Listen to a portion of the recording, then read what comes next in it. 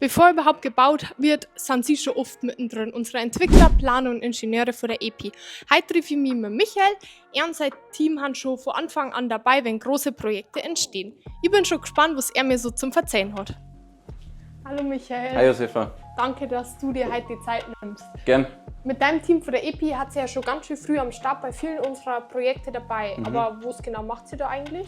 Genau, wir sind ein klassischer Generalplaner, betreuen die technischen Gewerke wie Heizung, Lüftung, Sanitär oder auch die Elektrotechnik.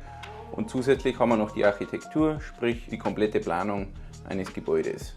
Und das beginnt meistens mit den ersten Skizzen, verschiedenen Variantenvergleichen, Konzepten.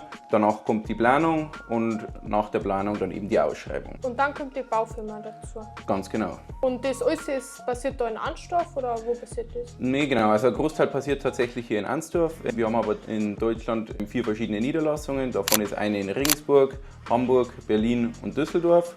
Und so können wir relativ gut den deutschen Markt bedienen.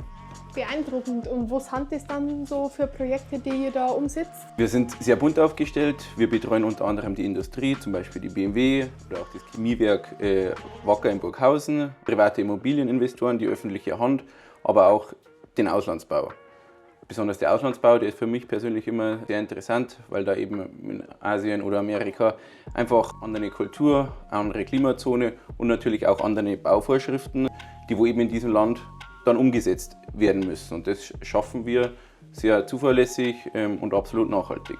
Das kann ich mir vorstellen. Mein Opa hat mir erzählt, dass ihr nicht nur international unterwegs seid, oder? Richtig, genau. Wir sind auch sehr regional hier unterwegs. Zum Beispiel haben wir die Johannes-Still-Schule in Eckenfelden geplant oder auch das Theater an der Rott in Eckenfelden.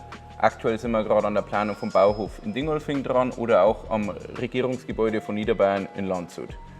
Hier zum Beispiel siehst du eine Kältemaschine, die wo auch wir geplant haben.